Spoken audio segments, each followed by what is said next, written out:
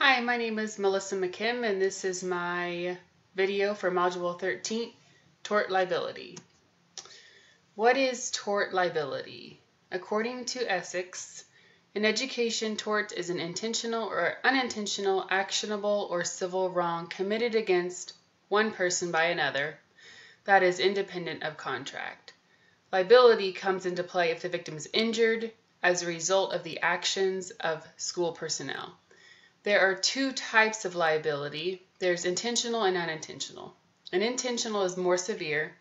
It requires proof of intent. It requires assault, battery, invasion of privacy. And unintentional, it's less severe and it doesn't require proof of intent.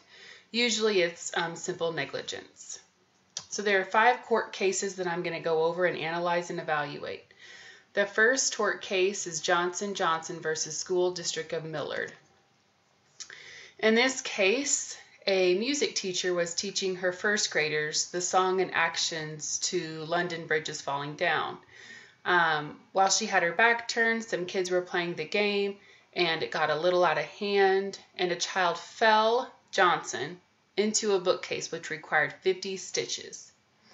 After the testimonies were given, the court found the teacher was neglecting supervision. And then due to this case, Johnson was awarded over $20,000. So for reactive measures, it's important to give medical care to the child, inform the parents, and then sit down with the teacher to discuss classroom management strategies and planning. The proactive measures would be to ensure that staff is aware of safe and meaningful games to play, to facilitate the lessons, and then have proper training on classroom management. And then in the future, inform staff of tort liability. I don't know that many educators are fully aware of the extent of that. Before the school session begins, allow teachers to brainstorm harmful, foreseeable situations to arise and ways to solve them in a timely manner, and form any committees that need to be formed to address those issues.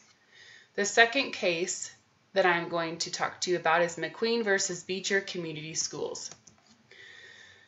In this case, a death did actually occur, so it's tragic. So a child in an elementary school in first grade was basically bullying a little girl and several other classmates on multiple occasions.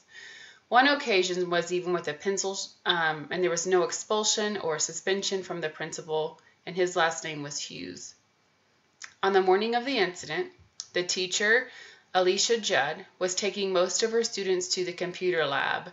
She left 4 behind so that they could catch up on work.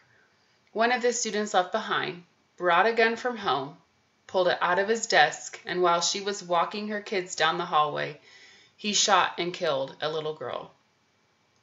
The district principal and teacher were dismissed of all charges because they felt that even if the teacher was in the classroom, the little boy could have still pulled the gun out of his desk and shot the little girl. So reactive measures would be to ensure the safety of everyone in the building and provide urgent medical care to the classmate while obtaining the weapon and sending the shooter with escorts to the officer counselor. Proactive measures for this, which many of us are doing now, have a bully prevention program in place, provide training for a positive classroom community, and don't forget the great importance of teachers need to know their kids. And in the future, discuss possibilities of shootings in schools. Have policies set in place and ensure students and staff practice these policies throughout the year. Tort case number 3 is Addis versus Howe. In this case, an 8-year-old was dismissed from school. He sometimes rode the bus, but sometimes was picked up by his mom. This day, his mom noticed that he was a little late, and she decided to go back and get him at the school. While driving back to get the little boy at school, he darted across the street because he was walking home and he saw her, and he was hit by a car. Charges were dismissed to the district principal and teacher. So reactive measures in this case would be to notify, when notified, ensure child is okay and offer assistance when needed, and discuss after-school procedures with teachers. Proactive measures is to ensure every child has a safe route home by knowing who is picking them up. Have after-school care set in place to avoid kids feeling the need to walk home. And in the future, have a committee set in place that allows teachers, parents, students to know and understand pickup procedures and stay consistent with those procedures. Fidelity and consistency.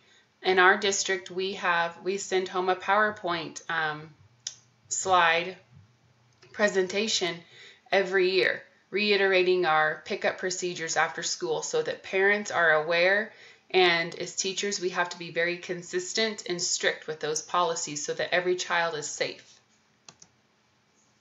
The fourth tort case that I'm going to discuss is Elston versus Howland Local Schools. In this case, two high school kids were warming up before a baseball game. When an L-shaped batting cage, one of the players were actually struck in the head. He went to the locker room to ice his injury, and the coach noticed his slurred speech, so he instructed his parents to take him to the emergency room.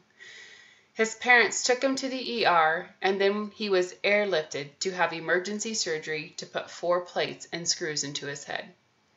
The mother filed negligence on behalf of the school, but it was dismissed.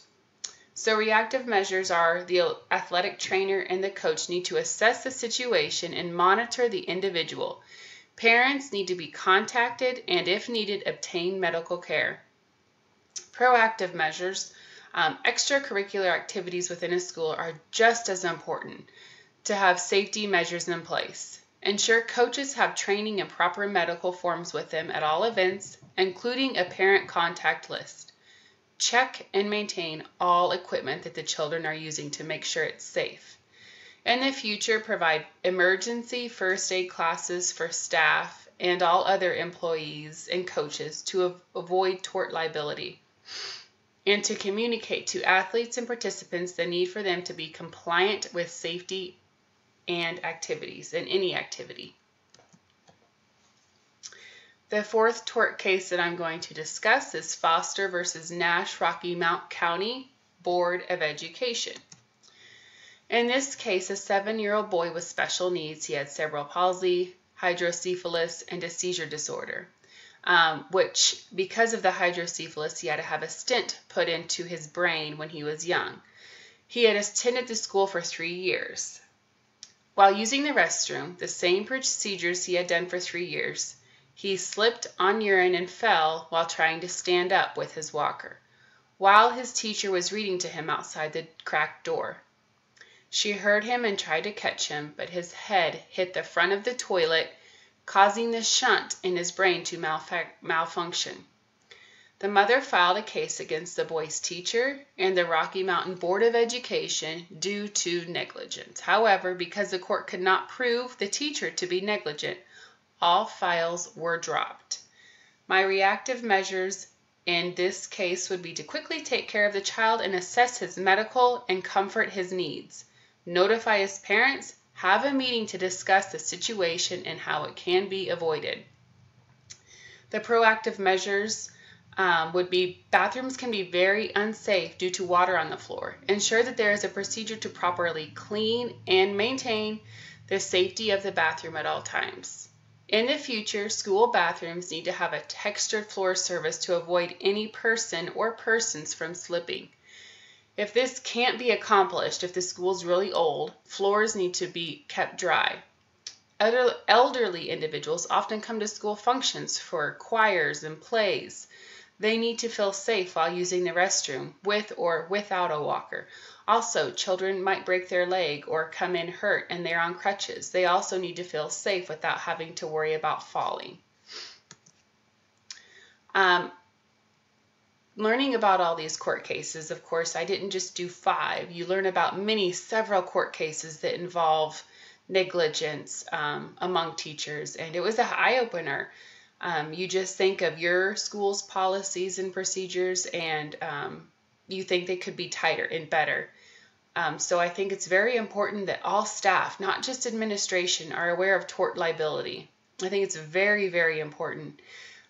So I think we need to examine and evaluate policies within my own school. And then attached are my resources.